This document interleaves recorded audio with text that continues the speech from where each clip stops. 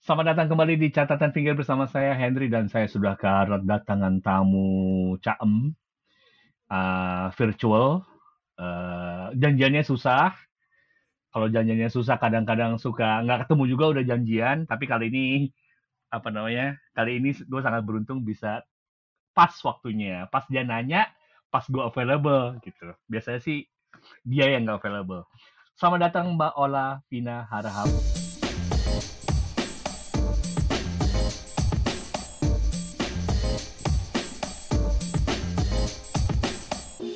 Selamat Terima siang kasih malam. Bapak Henry. Manggil apa nih? Aduh, Bapak, Mas, ah Abang? ya gue apa aja lah gue. Yang penting nggak salah tanggal lah. Iya. Bukannya nggak, Hmm. bukannya sibuk, lebih ke pelupa. Iya, bukan sibuk. Sibuk lah kalau lo kan gue lihat di LinkedIn lo kan aktif banget nih. Cetak, eventnya banyak gitu kan. Sok sibuk Nggak aja pernah sih. lelah, nggak pernah lelah-lelah apalagi di masa-masa sekarang. Kayaknya cuman industri lo masih jalan deh, si industri lain pada mati. Enggak lah, banyak Enggak ya? industri yang lain. Oke, lah senang banget bisa ketemu lagi. Iya, Has been like udah lama ya. berapa ya? Hampir 89 tahun kali. 10 tahun. Gue keluar hosting itu ya kan. Boleh kan Lo sebut kita ketemu di boleh, mana? boleh. Brand boleh. 2010 Gue lo ya? keluar hosting itu 2009, 9, 2009. Ya 10. 2011 deh gue habis dari hosting kan ke Oh, PJMD. oke, langsung pindah ya. Nah, itu berarti sudah 10 12 11 tahun tahun. yang lalu. Iya gue. Wow. Astagfirullahaladzim, nggak kerasa lo ya. Tua ya gue. Astaga. Bukan tua lah, tapi mature. Lo Mature. jangan sampai gua keluarin nih foto-foto narsistik lo. Kayak gue masih simpen itu pada waktu foto-foto perpisahan siapa ya di di di Anyer kayaknya deh. Bukan foto perpisahan, ada acara di Anyer pokoknya. Lupa gue. Ya ampun. Sampai ada part yang tak anjar aja gue lupa. Ya. Tapi satu hal yang gue ingat banget adalah anak lo yang paling ingat kan. Paling tidak your next generation itu much more ini apa namanya sharp gitu ya. Pengingat Iya, iya. luar biasa. Lah, Benar-benar. ngapain aja nih 10 tahun? Gua ngeliat kalau dari CV lo tadi kan pindah-pindah mulu ya. Enggak lah. Sekarang ini gue di tempat yang sekarang udah hampir 5 tahun. Nggak pindah-pindah Termasuk banget. setia berarti lo ya. Kayak setia-setia Setia. gitu loh. Awal-awal aja gue suka pindah-pindah waktu masih muda. Habis itu udah Mhm. tua gue capek pindah-pindah. Nah, kayak gitu-gitu biasanya karena apa lo? Ngenahan lo pindah. Kalau di awal lo Karena, pindah-pindah, halo, ya bisa dengar maksudnya di nggak? awal lo pindah-pindah bisa. Lo di awal pindah-pindah terus lo mulai agak lebih longer time gitu.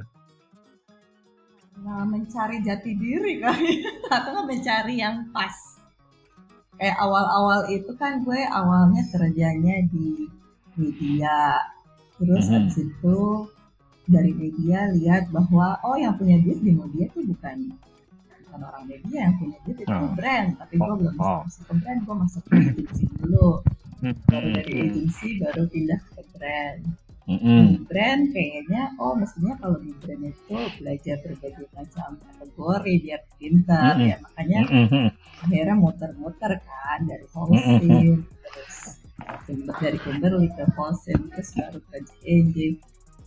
Di JNJ karena brandnya banyak jadi ya masih bisa lama karena muter-muter kan, belajar dari baby product, belajar Aha. OTC, habis itu belajar Mhm. apa healthcare. Nah Aha. udah habis itu baru mikir apa ya setelahnya, habis itu Mhm. Mhm. bosen kerja udah dulu deh berhenti, baru habis itu balik lagi kerja karena butuh duit. Bukan lo butuh duit, sebenarnya mungkin karena duitnya pengen ketemu sama lo. Kalau udah waktunya kan pasti duit pengen ketemu mana nih katanya, gitu kan?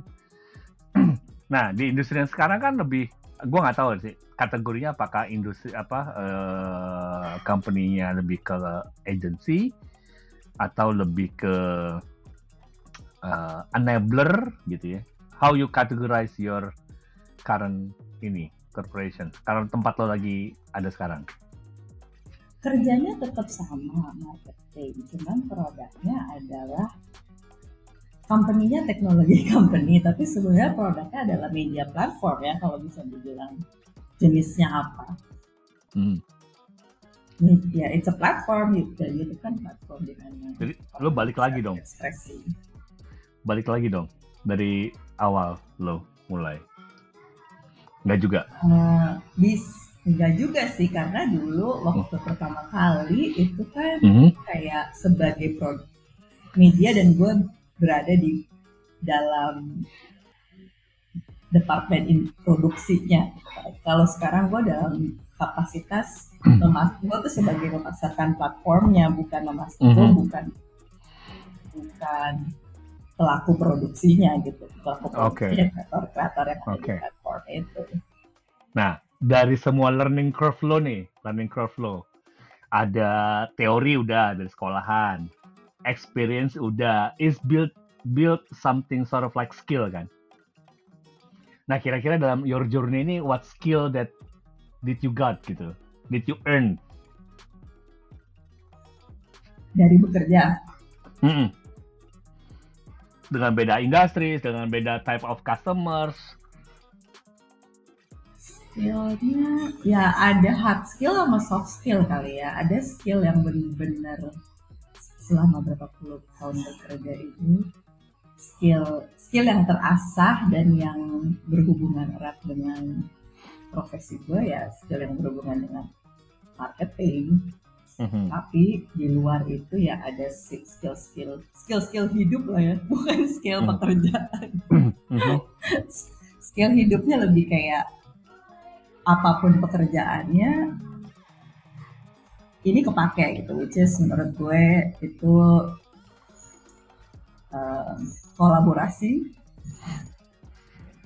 merasa nyaman dengan ketidakjelasan dalam hidup gue sekarang ya, dalam pekerjaan ya, uncertainty, ambiguity, sama komunikasi. Karena ya ternyata gue sekolah komunikasi, waktu sekolah kayaknya apa sih ini pelajarannya begini doang, tapi ternyata itu dalam dunia bekerja sangat penting buat akhirnya sekarang.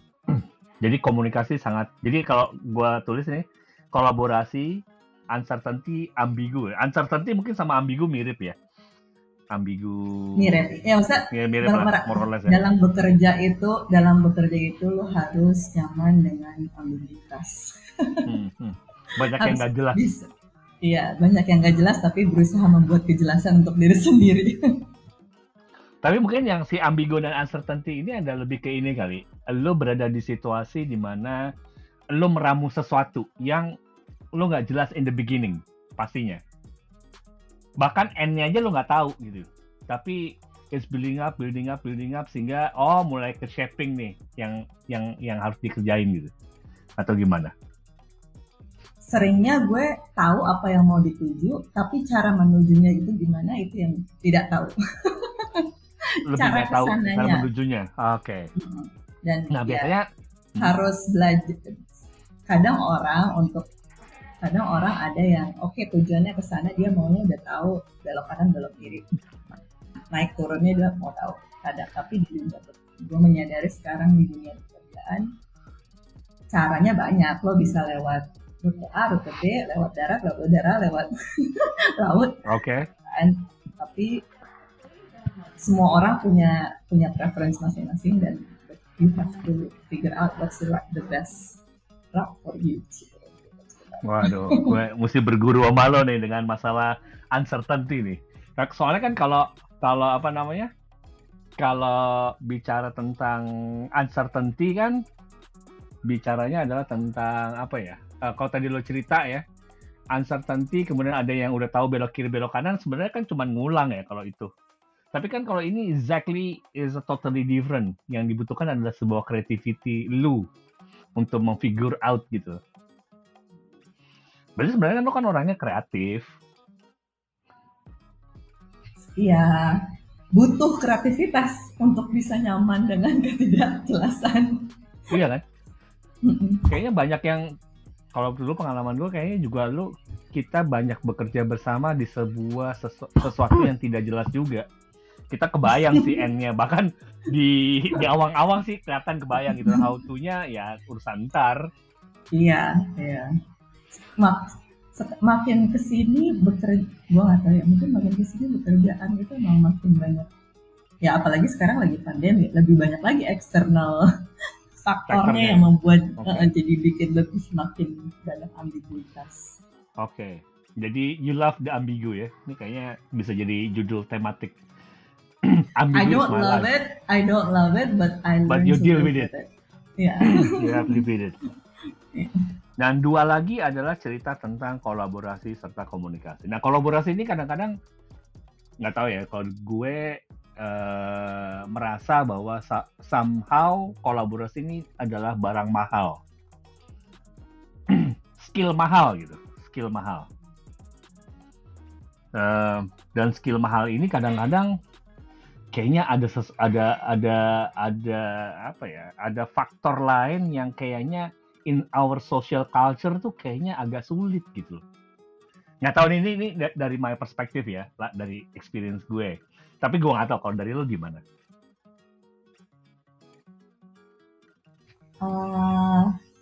Agak setuju dan tidak setuju ya sih. Nggak setujunya adalah menurut gue orang Indonesia itu pada dasarnya kan gotong royong. punya value itu kan, maunya kerja adalah, maksudnya kita lebih komunal versus orang barat yang lebih individualis gitu. Jadi in nature menurut gue orang kita open untuk kolaborasi, tapi ada saatnya memang orang dalam dunia pekerjaan ya, gue ngelihatnya banyak orang juga berkolaborasi untuk memenuhi kebutuhannya masing-masing gitu kan. Jadinya semua punya priority masing-masing, semua mau berkolaborasi. Jadi kepusingannya adalah gimana caranya berkolaborasi supaya tujuan bersama tercapai. Jadi berkolaborasi di tengah kepentingan masing-masing agar tujuan bersama tercapai gitu ya. Waduh. Nah, kalau ini gue mesti belajar dari lo juga nih. Kira-kira triknya apa sih, La? Di circumstances yang seperti itu? Kalau dari lo nih? Kalau dari ya gue nggak tahu orang lain, tapi ini trik pribadi gue ya, bisa jadi. Kita nggak bertahu orang lain, orang kita lagi nggak ngobrol sama orang lain kan? Ya. Ini mungkin dari lo nih, dari pengalaman hidup lo. Triknya adalah harus mau put yourself in other people's shoes, dan put yourself in other people's shoes and then understand what menurut lu sendiri butuhnya apa, dan cari angle yang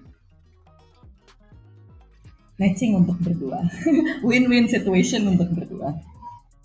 Oh, bukan sama Teh Wiwin ya? Kenapa? Gimana? Bukan bareng sama Teh Wiwin. Teh Wiwin beda lagi ya. Teh Wiwin beda lagi. Iya. Nah, lu sendiri nih dalam berproses gitu, lo pernah nggak sih ngalamin situasi yang ini kan lo find out karena dari perjalanan, tapi at the beginning lo udah tahu atau lo find out dalam perjalanan?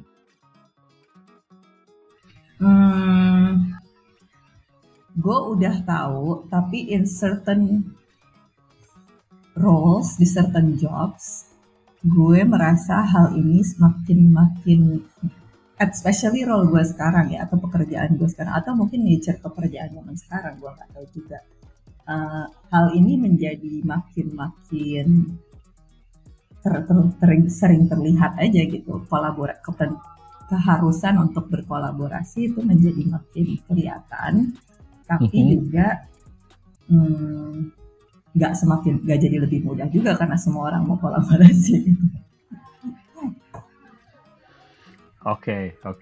Sehingga dibutuhkan komunikasi untuk build the bridge for the collaboration. Iya, karena ngomongnya gampang emang nih. Ngomong tuh gampang, eksekusi.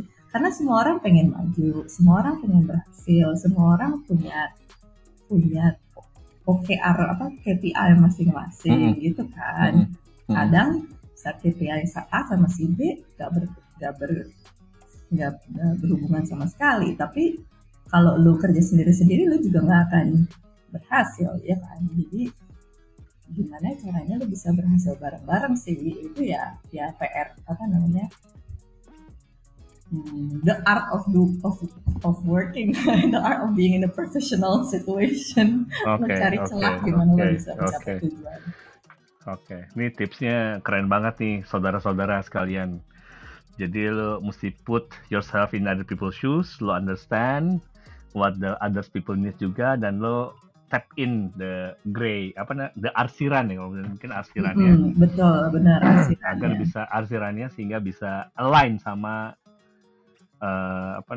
yang lo mau. Nah, biasanya kayak gitu itu dari pengalaman lo butuh waktu lama atau karena kan kalau ngomongin project kan pasti sangat immediate gitu. This is the project, this is timeline segala macam, mesti dikecap cepet. Nah, ini antara project, timeline, maksudnya outcome, project, dan proses adjustment tadi itu kadang-kadang banyak faktor sih. Yes, timeline pasti ada impact. Tapi ya setiap situasi beda. Kadang ada orang yang memang gampang diajak kolaborasi, kadang ada orang yang susah diajak kolaborasi. Ada yang arsirannya gampang diketemukan, ada yang arsirannya susah diketemukan. Gitu kan. Ya biasanya sih trik gue adalah cari short term dan long term win. Gimana caranya? Oke, kayaknya untuk menuju yang X bisa, tapi butuh waktu. Kita cari yang Z aja dulu. Kita kejar yang Z dulu. Gitu. Jadi lo cari dulu lo hanging fruitnya, baru lo yang ini ya, yang lebih medium to long term ya. Gila, endurance lo emang sadis nih, Pak. Sadis.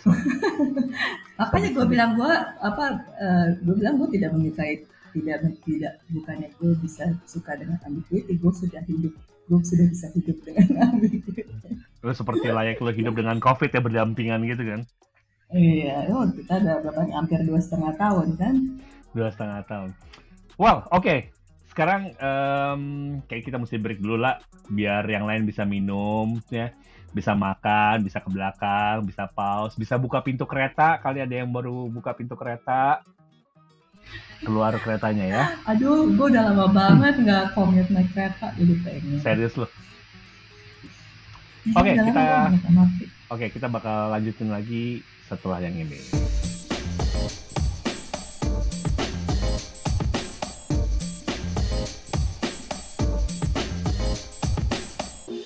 Oke, kembali lagi bersama saya dengan Henry di Catatan Pinggir. Buat teman-teman yang nggak tahu mesti dengerinnya di mana, udah pasti dengerin sih, bisa dengerin di Spotify, bisa dengerin di Google Podcast, ataupun juga di iTunes Podcast, dan beberapa platform lainnya. Tapi yang saya hafal juga cuma 3. Oke, kita kembali bersama Mbak Ola. Mbak Ola, kalau ngomong-ngomong tentang skill kehidupan ini kan sangat kayak university yang nggak pernah habis gitu ya. Pindah-pindah tempat artinya juga bertemu dengan banyak orang. Nah, bertemu banyak orang tuh, how do you see it? Gimana lo ngeliatnya? Senang lah gue. Salah satu keuntungan kenapa ini gue pindah-pindah itu karena kebutuhan pribadi, pengen ada yang dicari. Tapi the side effect of that adalah gue jadi punya banyak network lah yang mungkin kalau gue cuma stay di satu company atau 2 company selama karir, ya network gue situ-situ aja, tapi enggak kan jadinya. Sehingga lo punya gini, lo mau bilang diri lo berada dalam sebuah network yang variatif tapi homogen, atau lo bilang bahwa network lo variatif tapi heterogen? Homogen atau heterogen? Dari sudut pandang apa nih? Menarik. Kalau dari sudut pandang... Dari sudut pandang lo lah, masa jadi sudut pandang gua? Sudut pandang lo lah.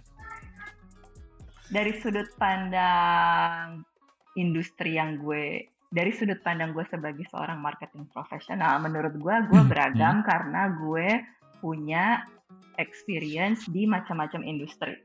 Karena kadang orang ada yang senangnya di dunia FMCG aja atau di dunia manufacturing aja. Orang wholesale aja kan yang sering di wholesale atau orang yang di EJ ya pindahnya yang modal-modalan mirip-mirip aja gitu kan.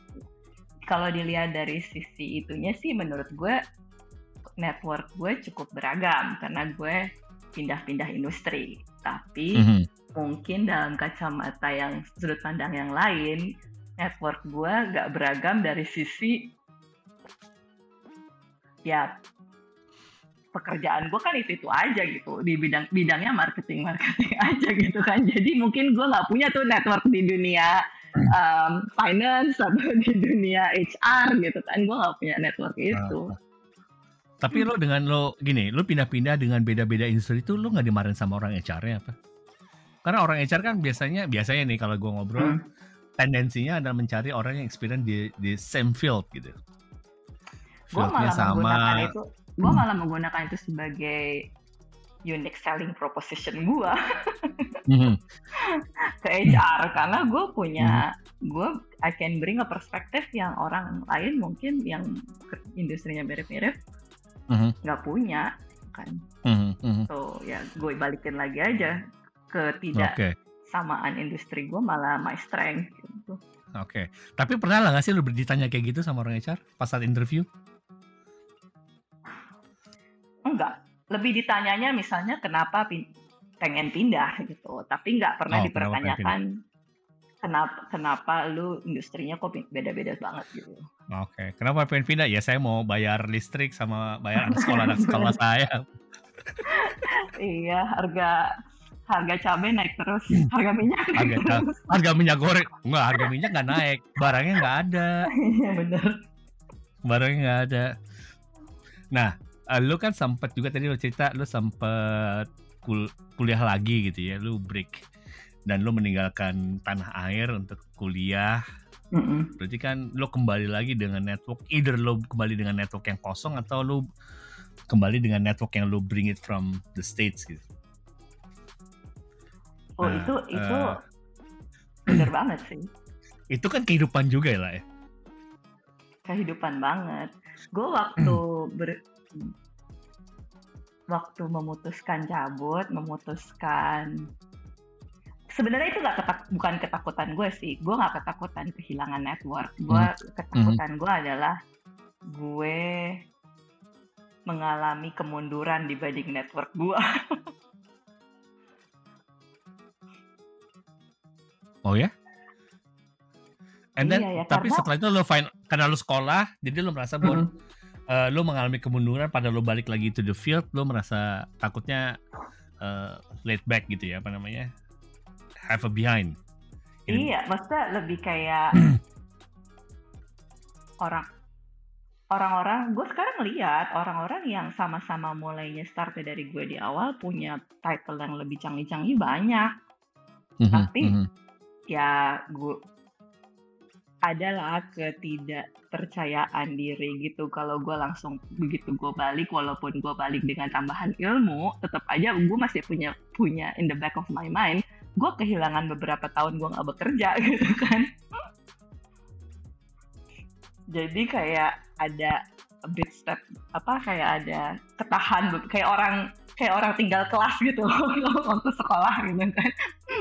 Lu berapa tahun gak kerja, terus lu mau udah loncat gitu begitu nyampe gitu. Itu kan ada, mungkin orang akan questioning juga, walaupun gue vakum berapa tahunnya bukan ungkang-ungkang kaki, pengangguran gitu kan. Ya, karena gue sendiri pernah mengalami hal misalnya dari perusahaan industri yang mainstream itu dan gue keluar, itu like gue mesti catching up lebih cepat gitu loh. Karena merasa industri yang gue jalanin pada saat itu terakhir itu masih terlalu industri yang sangat mainstream, sehingga begitu di luar anjir ini perputaran dunia udah demikian secepat ini ya. Jadi mesti catching up gitu. Gue waktu habis selesai S2 itu balik kerja 6 bulan pertama gue pengen berhenti. Oh ya, kenapa? kayak ya karena gue mungkin pada saat itu ganti industri juga ya. Abis sekolah balik kerja, selain setelah beberapa tahun gak bekerja terus langsung kerja, gue juga di industri yang sama sekali I have zero knowledge, or maybe ya nggak mungkin gak zero banget lah, tapi 10% knowledge of the industry mungkin gitu. Oke. So I was like, gila, gue ngapain ya? Kok gue kagak ngerti apa-apa ya? Terus gue kayak pengen setiap hari kayak rasa pengen gue quit aja apa ya, cari kerjaan yang lain. Dan itu lo pernah ngalamin lo nggak healing habis itu? Karena lo galau terus lo nggak healing? Belum zaman waktu itu. Kata belum zaman healing muncul, ya? Sayangnya belum zaman. Kalau udah muncul mungkin gue rasa lo langsung healing ya? Ya mungkin gue ke gunung. Oke. Nah lo ini nggak balik kemudian masuk lagi sempat merasa ya mungkin stres gitu ya, bukan stres ya, stres terpendam, walaupun lo sebenarnya percaya diri aja bahwa semua pasti bisa dilewatin gitu, hanya takutnya nih lo punya sebuah ketakutan sendiri, cocok nggak ya gue di sini lagi gitu, bener nggak? Cocok nggak? Bisa nggak? Adding value nggak, adding value. Ngasih impact nggak gitu kan? Gue kalau cuma nyusahin orang aja di sini gitu kan. Ya. Nah, kemudian apa yang membuat lo kemudian merasa setelah sekian bulan itu merasa oke, gue bisa catching up gitu?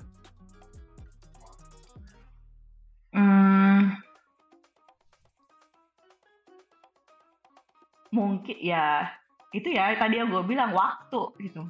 Kayak over time lo butuh waktu untuk absorb, butuh waktu untuk melihat gak cuman apa yang ada di depan lo, tapi melihat dari kayak bird's eye view gitu.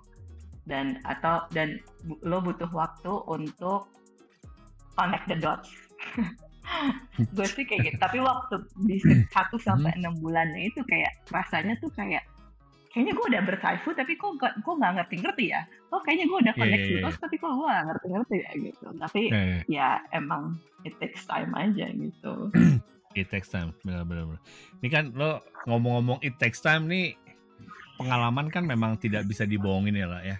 Gue jadi inget filmnya ini Robert De Niro sama siapa tuh ceweknya tuh yang pernah main jadi Batman? Anne Hathaway. Itu kan juga Anne Hathaway-nya accelerated, muda gitu ya, terus punya bisnis startup, terus kemudian ada yang tua. Dia sebenarnya yang Robert De Niro sebagai yang kerja di situ dia nggak butuh waktu lama, cuma butuh ngeliatin observe aja, habis itu dia udah sangat catching up gitu. Kira-kira lo mirip-mirip kayak gitu nggak sih? Ya mudah-mudahan gue nggak setua dari Robert De Niro. Ya enggak sih. Cuman kan memang dari 12 tahun yang gue ketemu lo itu sekarang memang jauh lebih mature. Sangat lebih mature. Alhamdulillah. I take that as a compliment too. Ya haruslah, masa lu nggak mature sih. Tapi gue relate. I can really relate to that story kayak apa namanya ya, moral of the story is that experience itu matters gitu, regardless of like kayak di film itu kan dia orang apa percetakan, kerjanya bikin phone book, terus tiba-tiba udah nggak kepake phone book kali. Tiba-tiba kerja di perusahaan startup fashion gitu kan. Tapi somehow dia bisa at the end of the day adalah benang merah dari semua bisnis. Benang ada yang gue bilang tadi, kerja itu selalu ada hard skill sama soft skill kan. Soft skillnya dia kan yang akhirnya kepake kan, bahwa dia listen to apa namanya his boss apa si siapa namanya si Robert De Niro kan jadi supir gitu kan. Supir dan admin. Supir dan admin. Tapi dia dengerin, dia nggak mentang-mentang dia udah punya experience terus dia sok tahu juga nggak gitu kan, karena dia tahu dia bukan di bisnis yang dia ngerti. But then all of his soft skills ended up helping him in the job. Ya mungkin ilmu bikin phone booknya nggak kepake, tapi those years of experience of working in that field and eventually help him to be in a technology company. Itu sort of like maturity-nya dia juga nggak sih? Jadi dia lebih bisa punya kemampuan listening gitu. Jadi dia bisa punya listening, dia bisa mengintegrate apa yang dibayangkan sama si Anna Hathaway, CEO-nya gitu. Jadi dia bisa, this is find a way, this is supposed to be done like this and that. Karena sebenarnya mungkin bisnis tuh tidak ada yang berubah ya. Proses bisnis tidak ada yang berubah. Tetap ada tetap ada jualan, tetap ada influencing marketing, tetap ada operation, tetap ada finance ya. Benar banget. Yang berubah mungkin apa namanya? Yang berubah caranya kan? Caranya berubah. Mungkin sama speednya. Speednya berubah, tapi ya speed berubah karena ada bisnis proses yang lebih efisien ya, efisien sehingga speednya berubah. Benar. Tapi nggak secepat ini juga. Maksudnya kalau marketing nggak perlu either lo pakai influencer atau lo pakai ini afiliator. Ya kayak gitu-gitu. Lo nggak perlu lagi brand ambassador ya. Brand ambassador nggak perlu deh. Some brands tetap perlu lah. Nggak perlu lagi itu. Zaman dulu kalau mau bikin iklan harus pakai film 5 mm. Terus harus 35 bukan ya? 5 mm. Gue nggak tahu lah teknisnya. Pokoknya bener-bener film lah yang cinematic quality gitu kan. Iya. Terus harus sekarang juga pakai ini ya, digital yang keren-keren ya kan. Harus pakai film director segala macam, butuh waktu lama mikirin segala macam. Sekarang semua bisa. Wah, Pak E ini dong. Pak E mesti udah nurunin budget dong sekarang. Tapi like everybody can make it. Iya Pak E, iya. Karena berarti sih bisnis prosesnya sudah makin simple, makin simplified, makin cepet. Nah, lu juga deal sama generasi yang juga pasti lebih lebih terbuka dibandingkan generasi lu atau sebelum lu. Karena gue ingat banget nih, gue dulu ngerjain sesuatu gitu ya, untuk memastikan bahwa satu proses itu pindah ke proses lainnya, kayak mesti kirim email, kirim WhatsApp, telepon sama datengin. Kalau 4 ini nggak dibikin, itu kayak nggak kejadian, nggak dikerjain itu tuh. Ya Allah, enggak sih. Menurut gue sekarang anak-anak the new yang masih muda-muda ya, cepet yang pinter sih pinter banget, banyak lah yang pinter. Gercep banyak. Tapi ya yang gue bilang tadi, experience nggak bisa mengalahkan. Ada ininya lah, tetap harus sepinter-pinternya orang. Kalau masuk ke area baru ya tetap harus ada learning curve-nya kan. Oke, pasti ada learning curve-nya. Wajar lah, kita lupa apa yang kita sudah tahu atau kita tidak tahu apa yang kita tidak tahu. Iya, betul. Betul banget. Ya. Oke. Oke lah, so kita akan break lagi. Pembicaraan makin hot dengan skill kehidupan ini yang mungkin perlu dimiliki. Pelajaran hidup yang perlu dimiliki oleh orang-orang segenerasi gue dan juga mungkin generasi-generasi setelah gue yang dibagikan sama Olavina Harahap.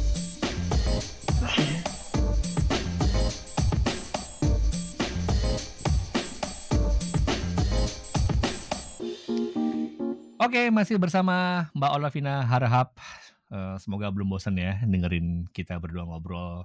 Nggak penting sih kadang-kadang obrolannya, tapi gue rasa sih harusnya bisa dapat esensi dari pembicaraan ini. Nah, Lah, lu kan sekarang kerjanya di digital company nih, digital company yang like everybody wants to go there gitu ya. Everybody wants to get there. Wah, ada filmnya, sampai ada filmnya segala. Nah, lu pasti kan juga ketemu dengan orang-orang baru yang jauh lebih muda, bukan jauh lebih muda, lebih muda lah dibandingin, lebih muda lah dibandingin lo, lebih junior lah. Nah, observasi lo so far sama our next generation gimana ya lah? Observasi gue, anak yang di bawah-bawah gue itu dalam dunia kerja, value yang penting buat mereka itu lebih cepat kelihatan. Dibanding kayak generasi gue yang lebih berlindung, lebih tersamar. Kalau anak sekarang kalau anak lebih tampil ya, lebih tampil. Tergantung, ya itu gue bilang value-nya dia apa. Ada orang yang value-nya pengen tampil, ada orang yang value-nya pengen cepet naik, atau ada orang yang emang value-nya pengen cepet pinter, atau dia pengen cepet kaya. Semua itu lebih cepat terbaca di generasi gue ngerasanya ya, di generasi yang di bawah gue. Jadi in 5 minutes aja lo udah tahu nih? Gak 5 minutes juga sih. Gak 5 minutes juga? Iya. Tapi ya kayak kalau lu kerja sama seseorang lumayan dekat, berkolaborasi lumayan dekat, immediately notice. Lebih cepet nggak tahu ya, gue orangnya suka memperhatikan aja sih. Oke, pemerhati. Untung lu bukan orang yang whistleblower yang ngirimin email tanpa nama gitu. Enggak lah. Nah, itu dengan gini.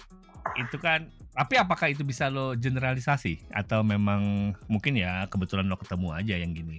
Karena ini kan tempat lo sekarang ini kan kayak like everybody wants to go there, jadi kayak semua orang berebut masuk ke situ gitu. Yang kayak tadi yang pertama gue ngobrolin tuh, kayak jadinya nggak, ini bukan dalam arti negatif ya, karena lu tahu apa yang penting buat nih orang. Jadinya lu bisa lebih cepat ngebaca dan jadinya malah lu bisa menyetir keadaan. Oke, mempositioningkan, jadi lu lebih tahu kapan mau kliknya di mana gitu ya. Iya, karena lu tahu ya, maksudnya karena ada tambahan layer of informasi gitu loh. Pekerjaannya dia tuh tujuannya ini, tapi secara pribadi dia tujuannya tuh ini. Sedangkan tujuan gue adalah yang ini gitu kan. Jadi gue bisa lebih bisa ngebaca untuk membawa pekerjaan ini lebih cepat selesai atau lebih menuju kesuksesan. Gimana gue harus menghandle situasinya. Oke. Mungkin karena lo juga lebih senior dan posisinya juga lebih tinggi, jadi mensupervisi sehingga mungkin lebih mudah kali ya dalam melihat. Posisi sebenarnya nggak lebih tinggi juga, karena di company gue sekarang itu sangat apa sih dibilangnya, lumayan linear company-nya. Gitu. Nggak terlalu struktural.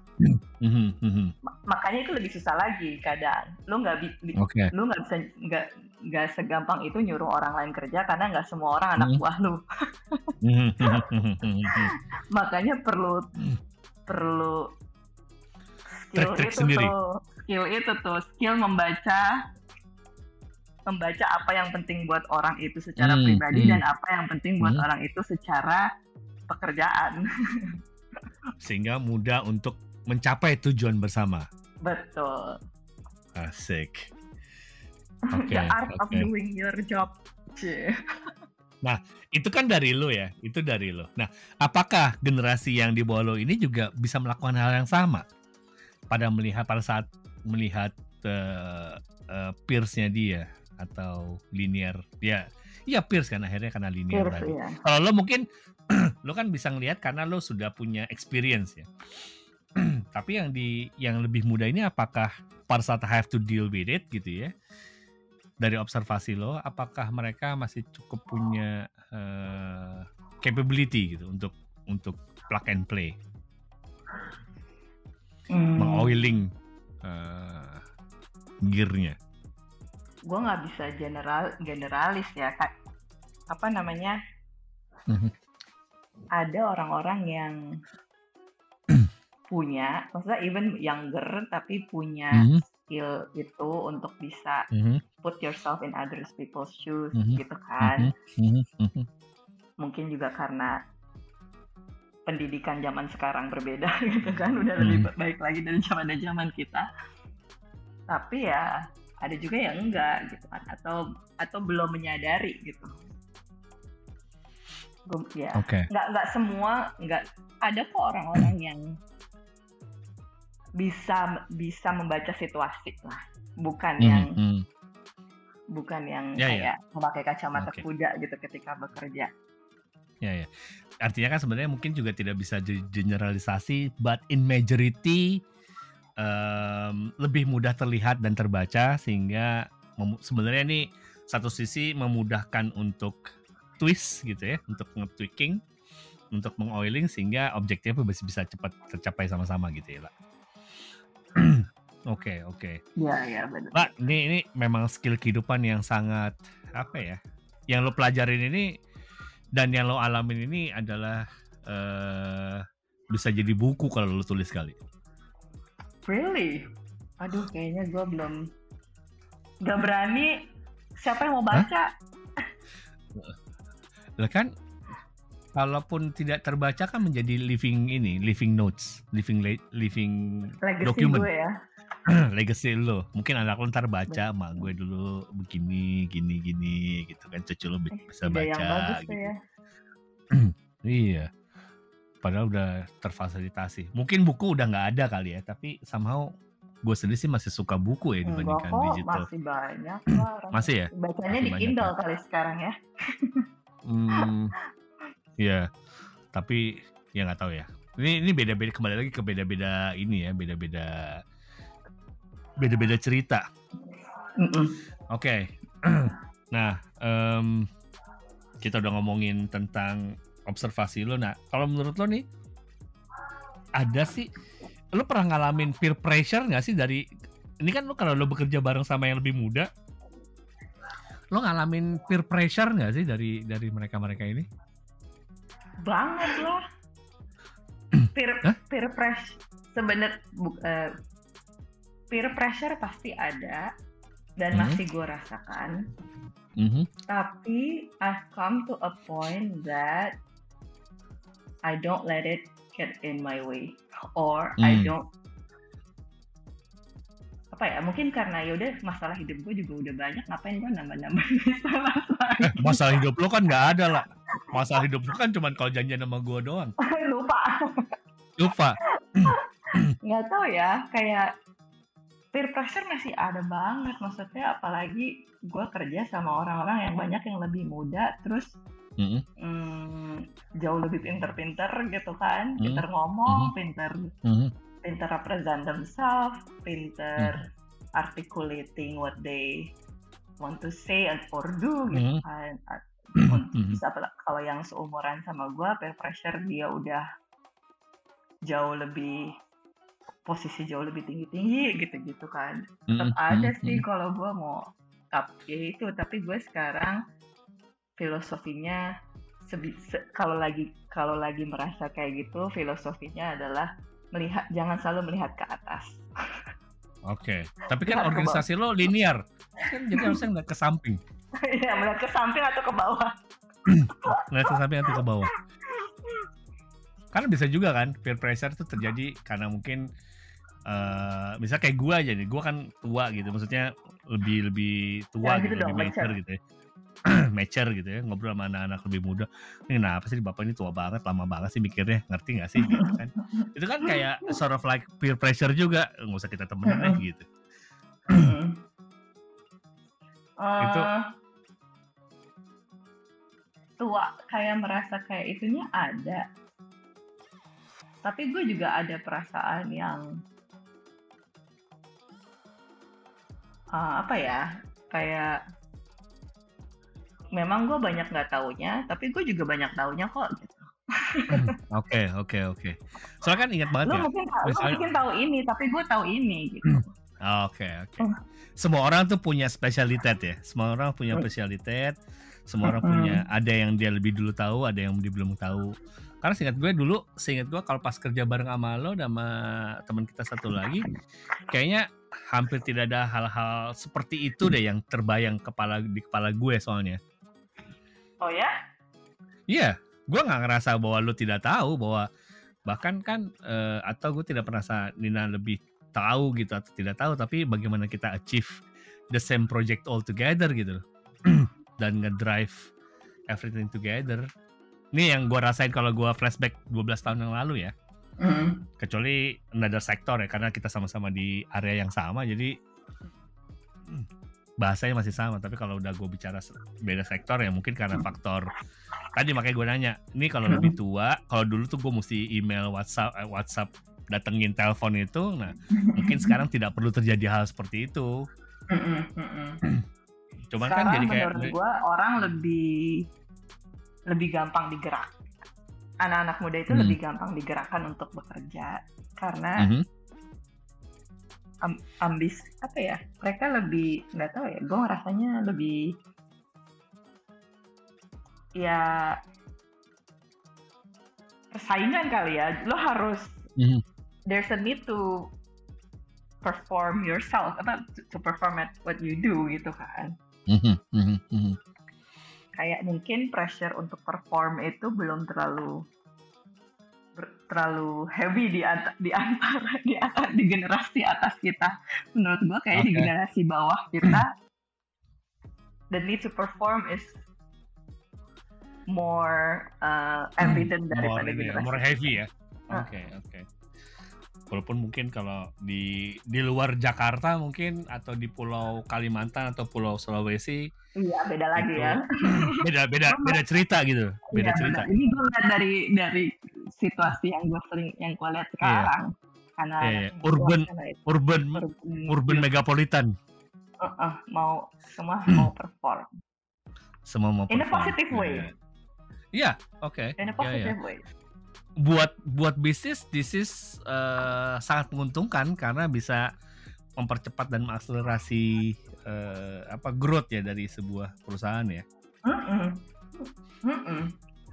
Oke. Iya banget. Oke. Yeah. So last question, I guess this is my last question to you lah. Menurut lo kira-kira nih dari perspektif lo, apa sih yang need to improve in our generation gitu, dan juga di future generation? Kita masih ada lah waktu-waktu bisa nge-improve ya, masih ada inilah room for improvement.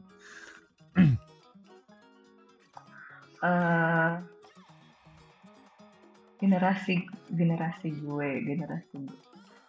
Duh, gue takut nih mau mengatakan untuk generasi, padahal tuh gue doang, bukan. Iya. Lo doang. Kita nggak ngomong generasi. Mungkin gue bisa take out from there. Mungkin dari lo deh. Generasi. Dari lo. What you need to improve? Iya, to cater the different change. Kayak lo tadi bilang gue sama gue, lo jarang lihat gue atau jarang denger gue. Kayak gue mestinya personal branding gue mestinya bisa lebih baik. Iya, karena kan lo secara branding kan is always be deliver on your promise lah. Yeah. A brand is a promise delivered ya, itu pelajaran. Iya, pelajaran ini gue banget pelajaran branding 101. Iya, kayak a promise to deliver. Jadi your personal branding to my experience is your promise is always be delivered. Dari gue yang mesti gue improve adalah mestinya gue bisa, mungkin kalau orang mau denger ya lebih bisa men-sell what I do and what I can give to others. Kalau buat yang di bawah generasi selanjutnya yang bisa diimprove adalah there's no yang ini semua orang bilang kan generasi instan apa segala macam. There is virtue in jangan buru-buru lah intinya gitu. Yeah. Don't get Nikmatin, rush. ya, nikmatin the process, nikmati prosesnya. Yeah. Ya, itu yang kayaknya kalau gue Nanti lagunya gue Paula ya, Abdul di itu dari Iya, dari personal gue. nanti kalau nggak Paula Abdul ini remix lagunya Rush. Benar. Aduh, lagu jadul Yeah. banget tuh, ketahuan umurnya. Iya. Lu nggak tahu kan? Gue juga nggak tahu karena gue tadi baru lihat-lihat aja. Gue tahu lah itu yang sama Keanu Reeves itu video klipnya. Oh, lu tahu? Kok gue nggak tahu? Ntar gue cek deh. Cek deh.